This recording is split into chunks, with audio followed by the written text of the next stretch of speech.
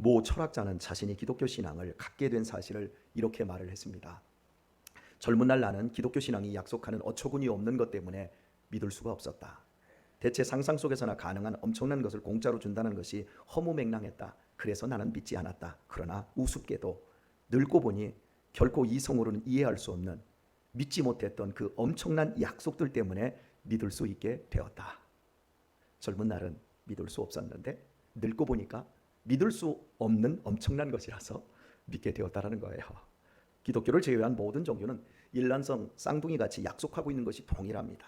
부귀와 성공과 건강과 마음의 평안을 신앙의 보상으로 약속하며 착하게 살기만 하면 좋은 곳에 갈 수 있고 악하게 살면 벌 받는다라고 말을 합니다. 똑같이 말을 합니다. 일란성 쌍둥이입니다.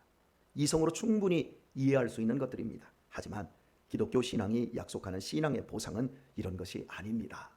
죄의 용서와 의롭게 됨과 하나님의 자녀됨과 영원한 생명과 천국을 약속합니다. 전혀 현실적이지를 않아요.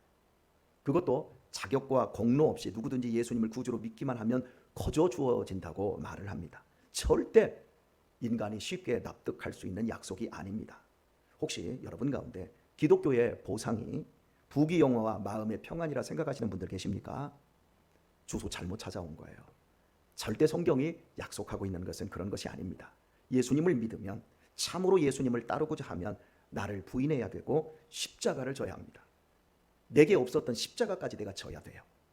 애통은 물론 심지어 핍박까지 당해야 하는 일로 약속되어 있습니다. 그래서 기독교는 인간의 본성을 거스릅니다. 물론 성경은 세상과 상관없는, 세상이 흉내도 낼 수 없고 세상이 알 수도 없는 행복과 평안이 약속되어 있는 것이 사실입니다. 환난과 핍박과 죽음 속에서도 누릴 영적인 생명입니다. 그러므로 결코 현실적인 인간 본성상 기독교는 자연스럽게 믿을 수가 없는 겁니다. 그럼에도 우리들처럼 예수님을 믿는 사람들이 있어요. 믿음이 현실 생활에 도움은커녕 손해인데도 믿는 사람들이 있단 말이에요. 오늘 본문은 믿는 그 이유를 밝히고 있습니다. 본문에서 주님의 말씀의 핵심은 영원한 생명이고 사람들의 바램은 떡이에요. 세상적으로 성공하는 것, 잘 되는 것, 그 떡을 달라고 하는데 예수님은 그 떡을 안 내놓으시고 내가 너희에게 영원한 생명을 주겠다고 하고 있는 거예요. 더 이상 영적으로 줄이지 아니하고 다시는 목마르지 아니할 영생을 주겠다는 것입니다. 유대인들은 이미 예수님께 그 생명이 있음을 오병이어의 기적으로 확인을 한 것입니다. 하지만 그들은 예수님을 시험만 할 뿐 믿지 않았고 주님께서는 너희는 나를 보고도 믿지 않는다며 한탄하셨습니다. 그럼에도 주님께서는 당신에게 와서 믿고 영생을 얻을 자들이 있다고 밝히고 있습니다. 그들은 이미 확인했듯이 37절과 38절에 있는 것처럼 하나님 아버지께로부터 당신에게 보내어지는 자들이라고 밝히고 있습니다. 그들만이 인간의 이성으로 믿을 수 없는 허무맹랑한 약속들을 믿고자 예수님께 온다는 것입니다. 이렇듯 예수님을 구주로 믿음은 자기 힘이 아닌 하나님의 의지에 의해 믿음을 갖게 된다는 것입니다. 성경은 이런 자들을 사람의 뜻이 아닌 하나님의 뜻으로 난 자들이라고 밝히고 있습니다. 그래서 믿음은 하나님이 우리에게 주시는 선물입니다. 질문해 보겠습니다. 오늘은 4번 정도 제가 질문을 할 텐데요. 질문이 많습니다. 질문해 볼게요. 하나님께서는 믿음을 인간에게 맡겨놓지 않고 왜 당신이 주도하는 것일까요? 인간이 주도해서 믿게 하는 것이 아니라 왜 당신이 선물로 우리에게 믿음을 주시는 것일까요? 이것을 이해하려면 인간의 죄 문제를 깊이 들여다볼 수 있어야 합니다. 죄란 도덕적이고 윤리적으로 잘못한 것보다 더욱 크고 실제적입니다. 법을 따지는 것보다 더 큰 근본적인 문제가 죄입니다. 인간은 하나님으로부터 창조된 피조물로서 하나님의 공급을 받아야만 살 수 있습니다. 그것이 선이고 그것이 행복입니다. 그런데 인간이 창조주를 무시하고 모든 만물은 우연의 산물이라며 인간 스스로가 주인의 행세를 하게 되었습니다. 이것이 죄입니다. 그 결과 인간은 영적으로 죽었습니다. 육신은 살아있지만 방전되고 있는 상태입니다. 기운이 빠지고 젊음이 사라지고 방전 중에 있습니다. 전기 자동차가 소음이 없고 승차감과 연비가 아무리 뛰어나도 계속해서 충전해 주지 않으면 고물이 되고 스마트폰도 충전하지 않으면 그 많은 기능들이 목통에 불과합니다. 아무리 성능이 좋아도 끝입니다. 사람이 하나님께로부터 생명을 공급받아야 영생할 수 있는데 하나님으로부터 분리되어 버려 죽은 상태가 죄인 것입니다. 아무리 지성이 뛰어나고 예술적인 능력이 있고 기술력이 있고 세상적으로 정말 괜찮은 사람이라 할지라도 영적으로 죽어 있고 생명은 계속해서 방전 중인 것입니다. 결국 정해진 육체의 생명이 모두 방전되면 몸은 죽고 영혼은 하나님과 영원히 분리된 지옥으로 떨어지게 됩니다. 그래서 회개란 슬픔과 통곡이라는 감정을 동반한 뉘우침이 아니라 하나님께로 돌아가는 의지적 결단입니다. 의지적 결단을 위해서 필요한 것이 슬픔과 통곡이라는 감정과 뉘우침이지 그 자체가 회개가 아니라는 거예요. 하나님께로 돌아가지 않고도 얼마든지 슬퍼하고 울 수 있어요. 가끔씩 우리 성도님들이 여기서 예배를 드리다가 웁니다. 기도하러 오셔서 웁니다. 그럼 다른 사람이 보면 저 사람 믿음 되게 좋다 그럽니다. 아니요. 정말 좋은 믿음일 수도 있고 정말 나쁜 믿음일 수도 있어요. 왜냐하면 하나님께로 돌아가지 않고 내 인생에 대한 한탄과 원망으로 충분히 울 수 있기 때문에 그렇습니다. 이런 경우는 믿음이 있는 것이 아니라 믿음이 없는 거예요. 그런데 울지 않습니다. 하지만 하나님의 말씀에 순종하고 발차렷. 하나님의 말씀에 순종하고 슬픔과 통곡은 없지만 늘 웃고 감격하며 산다면 그 사람이 도리어 하나님께로 돌아간 사람일 수 있습니다. 하나님을 온 우주와 나의 주인으로 모신 자리로 돌아가서 사는 삶이 회개입니다. 이렇게 나의 정신과 감정과 의지가 하나님께로 돌아가서 그분과 아름다운 관계가 시작된 상태가 믿음을 가진 것이고 구원받았다라고 하는 표현인 겁니다. 그렇다면 두 번째 질문입니다. 인간에게 하나님께 돌아가는 것이 이다지 중요하다면 돌아가면 되지 않습니까? 이렇게 우리가 쉽게 생각할 수 있겠지만 그러나 문제가 간단하지 않습니다. 북한과 우리나라는 한 나라, 한 민족입니다. 그러나 일제강점기를 지나 각자 다른 정치 체제를 만들고 6.25 전쟁을 치룬 후에 서로 적대하게 되었습니다. 꿈에도 소원은 통일이라는 주장과 노래를 읊어대고 있지만 양측 모두 통일을 바라고 있지만 70여 년이 지나기까지 통일은 못했고 지금도 이원합니다. 어려운 일입니다. 죄로 인해 관계가 틀어진 인간이 하나님께 돌아가는 것은 이것보다 더욱 어려운 일입니다. 인간은 하나님과 원수가 된 것입니다.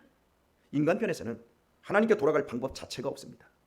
그래서 하나님께 돌아갈 길과 방법을 내시고자 하나님께서 아들을 이 땅으로 보내셨습니다.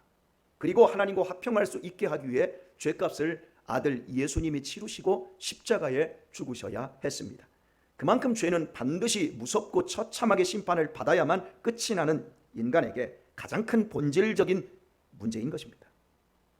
제 친구가 금주에 나 술은 끊었는데 담배는 못 끊겠다. 정말 어렵다. 이런 얘기를 해요. 끊어야 된다는 걸 아는데. 그래서 제가 그런 얘기를 해줬어요. 공을 심으면 공이 난다. 밭에 심으면 밭이 난다. 내가 많은 죽음과 많은 인생을 보았는데 반드시 그 값은 치른다. 차라리 술은 먹더라도 담배는 네가 끊어야 된다. 그런데 그게 내 마음대로 안 되네. 반드시 치르는 것이 인생의 그 어떤 것도 유형 무형의 그 대가를 반드시 치르고 마는 것이 인생입니다. 죄의 본질이 그것입니다. 다시 여기서 세 번째 질문을 한번 해보도록 하겠습니다. 죄가 이렇게 심각하다면 반드시 심판을 치러야 할 것이라면 그럼 죄를 짓지 않으면 될 것 아니겠습니까? 얼마나 말이 쉽습니까? 죄 안 지면 되잖아요. 그런데 여기에는 두 가지 문제가 있어요. 첫째, 죄는 인간의 외부에 있는 것이 아니기 때문입니다. 사람은 착한데 죄의 유혹을 받고 그 유혹에 넘어가기 때문에 죄를 짓는다라고 많은 사람들이 착각하고 있습니다. 아담과 하와가 범죄하기 전에는 죄가 외부에 있었습니다. 그러나 선악과를 먹음으로 죄가 사람 안으로 들어와 버렸어요. 그래서 목구멍은 열린 무덤이 되었고 입술은 독을 품고 손은 죽이는 데 익숙하고 발은 죄 짓는 대로 빨리 갑니다. 이 손 가지고 다 하는 짓을 보세요. 자기 인생을 망치고요. 타인도 내 가족도 다 망치는 것. 화투장 가지고 카드 가지고 돈 가지고 다 사람 망치는 일을 해요. 이거 가지고 아내도 때리고 우리나라 헬스 트레이너 이렇게 몸 좋은 친구가 있죠. 부인 두들겨 팼대요. 그 짓을 하는 거예요. 인간은 이 입 가지고 사랑해 고마워 감사해 이 말 하는 게 아니라 저걸 내가 그냥 이러고 사는 거예요. 그게 인간인 거예요. 이게 왜요? 죄가 밖에 있는 게 아니라 내 안에 있기 때문에 그래요. 평소에는 좋지만 자극을 주기만 하면 죄가 속에서 튀어져 나와 자기 자신과 주변을 살라버리는 큰 불이 되는 거예요. 더욱 안타까운 것은 이 죄는 아담으로부터 유전되어 모든 인간은 태어나면서부터 죄인이 된다는 점이에요. 이런 이유로 인간은 죄를 짓지 않으려 해도 죄를 지을 수밖에 없습니다. 둘째, 죄의 심각성은 죄인이기에 죄가 전혀 무섭게 더럽게 느껴지지 않는다는 거예요. 구더기는 똥이 전혀 더럽게 느껴지질 않아요. 맛있는 식사고 맛있는 집이고 편리한 거야. 이게 결정적인 문제예요. 우리가 쥐나 뱀이나 바퀴벌레를 생각하면 징그럽고 더럽잖아요. 무섭고 끔찍하잖아요. 그런 것처럼 죄라고 하는 것이 그 결과가 지옥이고 이 세상에서 저주이기 때문에 그것이 끔찍하고 더럽고 무섭고 쥐나 뱀이나 바퀴벌레처럼 느껴진다면 누가 죄를 짓겠습니까?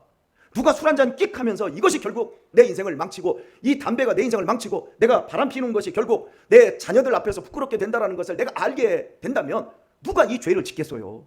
내가 우리 자녀들한테 막 악다구니하고 그래서 이 자녀가 나중에 삐뚤어져서 나중에 부모의 멱살을 잡고 바닥에다 팽개칠 거라고 하는 걸 내가 안다고 하면 누가 자식에게 함부로 하겠어요?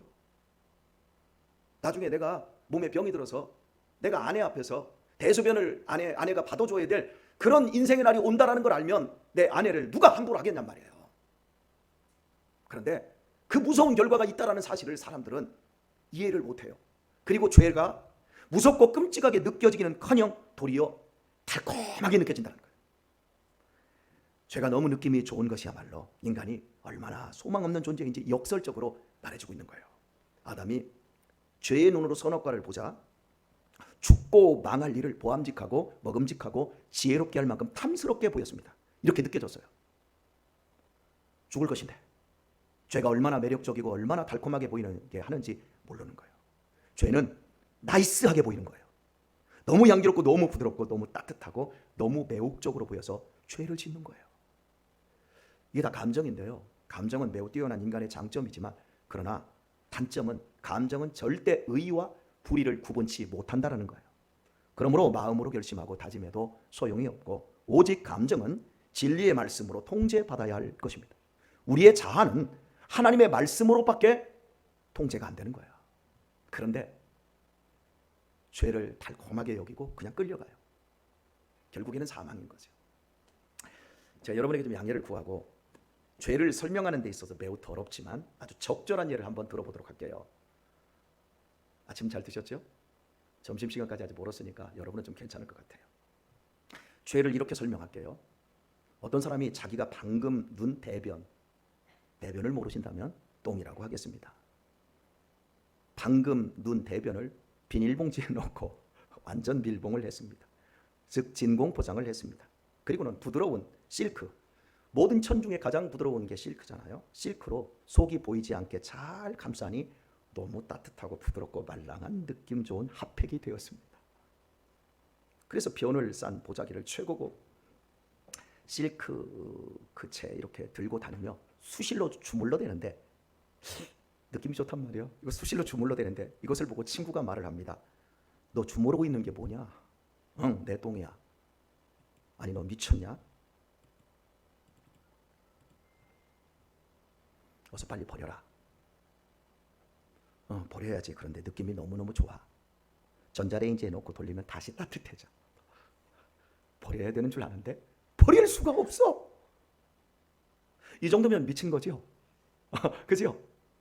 그런데 한 명만 이러고 다니면 미친 건데요. 너도 나도 이러고 다니면 미친 것이 아니라 그것은 유행이 되고 문화가 되는 거예요. 이보다 훨씬 더럽게 미친 것이 바로 사람들입니다.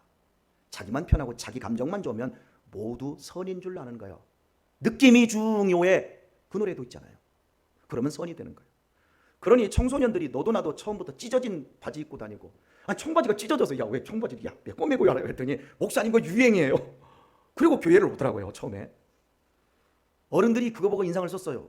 그런데 50, 60 먹은 아줌마들도 이제 어른들까지 다 그러고 다녀. 찢어진 청바지 입고 다녀. 유행이 된 거잖아요. 이게 문화가 되잖아요.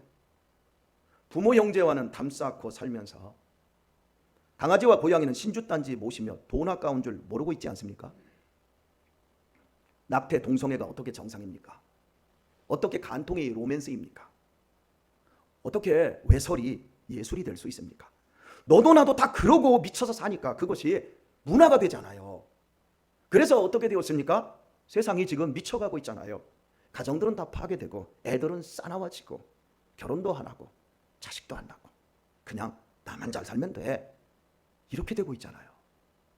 대변과 비할 데 없이 더럽고 악독함의 총본체인 죄를 단지 느낌이 좋다는 이유 하나만으로 계속 짓고 사는 것이 인간이에요. 나 이거 버려야지, 끊어야지, 나 정말 잘해줘야지, 내 인생 얼마 안 남았는데 그러면서도 아직까지도 그걸 주무르고 있는 게 그게 인간이에요. 나쁜 것인 줄 알지만 느낌 좋은 것 때문에, 그 짜릿한 맛 때문에, 그 땡 잡는 그것 때문에, 그 한탕주의 그것 때문에, 강 마시면 알딸딸한 그것 때문에, 담배 한 대 피면 마음이 쫙 가라앉는 그것 때문에 정말 가장 더럽게 미친 존재가 사람인 거예요. 사람에게 희망이 있다고요? 짐승이나 벌레도 자기에게 해야 되는 것은 절대 먹지 않습니다. 절대 죽을 짓 안 합니다. 여러분이 보기에 보면 기겁하는 쥐도 쥐약 안 먹어요. 쥐도 놓고요, 끈끈이 놓으면요 살살 피해 다녀요.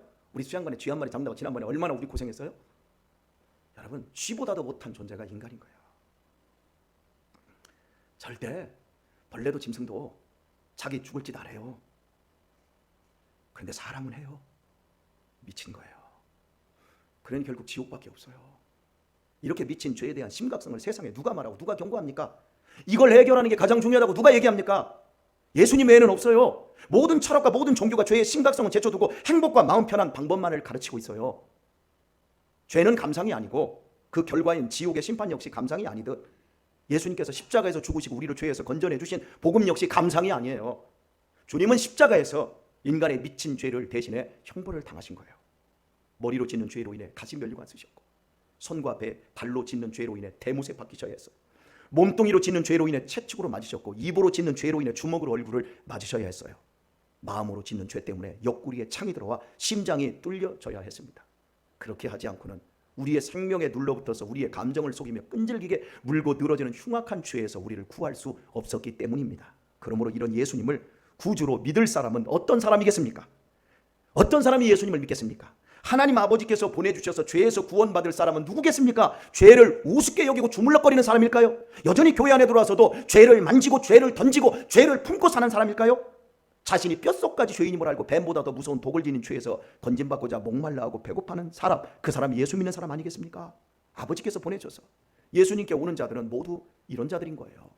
그래서 주님은 38절부터 우리에게 이렇게 말씀하셨어요. 내가 하늘로서 내려온 것은 내 뜻을 행하려 함이 아니요 나를 보내신 이의 뜻을 행하려 함이니라. 나를 보내신 이의 뜻은 내게 주신 자 중에 내가 하나도 잃어버리지 아니하고 마지막 날에 다시 살리는 이것이니라. 내 아버지의 뜻은 아들을 보고 믿는 자마다 영생을 얻는 이것이니 마지막 날에 내가 이를 다시 살리리라. 예수님의 인간적인 정으로 본다면 가난한 자를 먹이는 것도 분명히 하고 싶은 일들 중에 하나셨을 겁니다. 떡을 더 만든다고 해서 예수님의 능력이 줄어드는 것도 아니기 때문입니다. 그러나 예수님은 그렇게 하지 않으셨어요. 예수님께서 계속 기적을 베풀어 가난한 자를 먹이셨다면 아마 예수님을 싫어할 자들은 단 한 명도 없었을 것입니다. 그렇게 했다면 분명 기독교는 분명히 세상에서 최고로 인기 있는 종교가 되었을 것입니다. 그러나 예수님은 항상 이 떡을 달라고 하는 유대인들의 청을 거부하셨습니다. 하나님께서 아들에게 맡기신 것은 자기의 죄를 깨닫고 회개하고 나아오는 자를 구원하시는 것이었기 때문입니다. 누구든지 내 죄를 자복하고 주 예수님께 나아오면 그 사람은 구원을 얻습니다. 도중에 구원이 취소되는 법이 없습니다. 그렇게 하는 것이 바로 예수님께서 이 땅에 오신 이유이기 때문입니다. 저는 일찍부터 교회를 다녔는데 죄로 인해 지옥에 떨어지는 꿈을 여러 번 꾸며 고통하고 떤 시간이 참 많이 있었습니다. 하나님이 두려웠습니다. 용서와 구원의 확신에 대해서 얼마나 목말라 했는지 모릅니다. 하나님께 잘 보여야 한다는 생각과 하나님의 기대에 못 미친다는 생각이 저를 얼마나 힘들게 했는지 모릅니다. 나 이러다가 지옥까지 라고 하는 생각까지 하게 되었습니다. 그러나 어느 순간 예수님의 십자가 사건의 의미를 깨닫고 난 후 하나님이 제 아버지가 되어주셨습니다. 무엇을 해야 하고 무엇을 이루어야 하는 것이 아닌 그냥 그 자체로 내가 하나님의 사랑받는 자녀라는 사실을 알게 되었습니다. 내 자녀들이 잘할 때도 내 자녀이지만 못할 때도 내 자녀이고, 내 자녀들로 인해서 주변에서 칭찬받을 때도 이 녀석들이 내 자녀이지만, 얘들이 밖에서 사고치고 얘들로 인해서 내가 욕먹고 그 일을 처리할 때도 내가 얘들의 변함없는 아버지라는 사실을 알게 되는 것처럼 하나님이 변함없는 제 아버지라는 사실을 알게 되었습니다. 그날 저는 예수님께 나의 모든 죄와 내 인생 전체를 다 맡길 수 있었습니다. 그리고 그때부터 더 이상 지옥의 두려움이 없어졌습니다. 가끔씩 믿음이 약해질 때도 있고 넘어질 때도 있지만 그렇다고 영혼의 흉년이 든 적은 단 한 번도 없었습니다. 언제나 약함 그 이상의 은혜를 부어주셨고 넘어짐으로 더욱 강하게 회복시켜 주셨습니다. 제가 하나님의 말씀 안에서 누리는 영혼의 이 시원함과 배부름을 여러분도 누리시기를 원합니다. 우리가 받은 진짜 축복은 죄를 가지고 예수님의 십자가 앞에 나아가는 것입니다. 그리고 결코 벗어날 수 없었던 죄의 짐을 해결받고 자유해지는 것입니다. 그렇다고 여러분 오해하지는 마십시오. 우리가 예수님을 믿는다고 천사가 되는 건 아닙니다. 여전히 죄의 유혹을 받습니다. 그러나 더 이상 죄가 달콤하게 여겨지지는 않습니다. 저는 술을 끊은 지가 34년이 되었는데도요, 목구멍은 여전히 술을 그리워하고 있고요, 음란한 것도 이 안에 그대로 있고요, 세상적인 욕망도 그대로 있습니다. 하지만 유혹을 받고 제 아무리 위협을 받는다 할지라도 이 죄가 뱀보다 더 무섭기에 절대 넘어가지는 않습니다.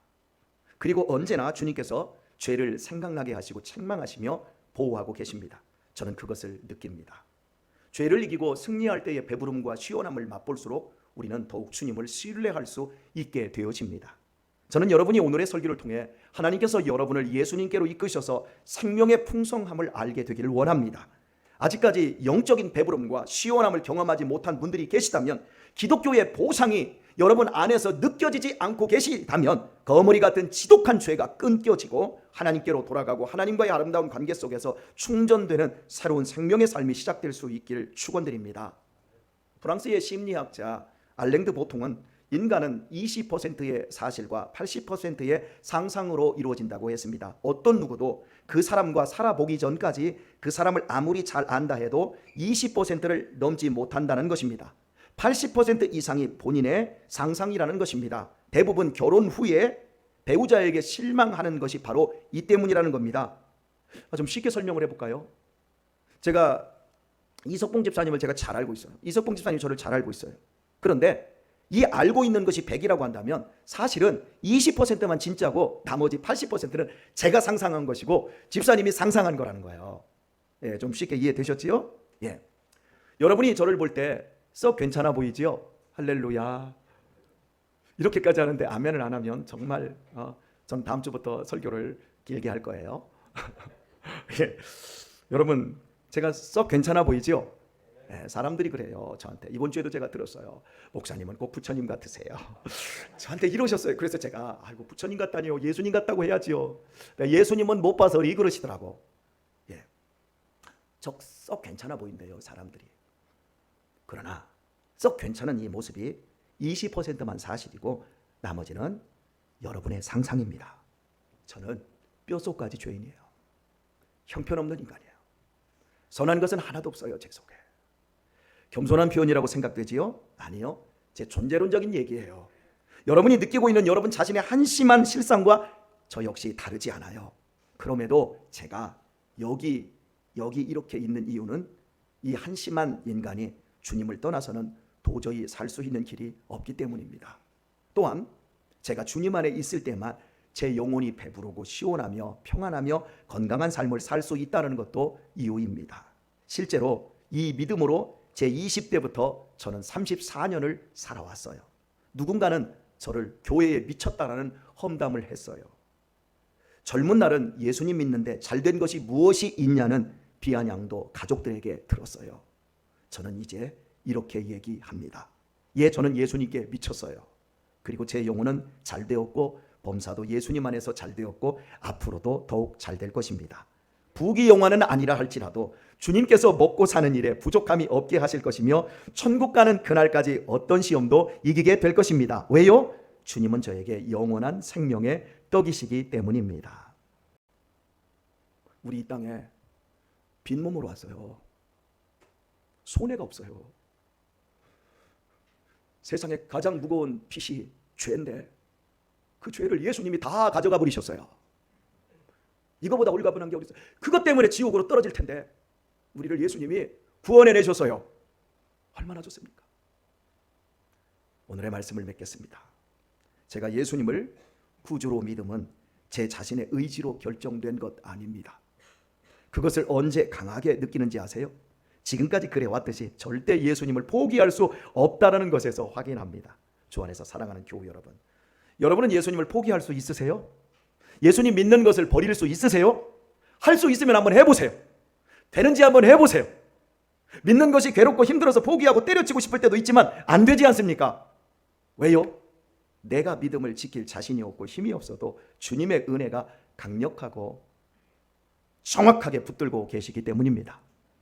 불가항력적인 은혜가 우리에게 임하였고 필승불패로 우리의 신앙을 하나님이 지키고 계신 것입니다. 그러므로 권면하며 말씀을 맺힙니다. 하나님께서 나를 예수님께 보내주셨고 결코 잃지 않는 영생으로 지키고 계심을 오늘 다시 확인하시고 더욱 은혜를 갈망하며 천국 가는 그날까지 남은 시간 견고한 믿음 위에 설 수 있길 예수님의 이름으로 축원드립니다.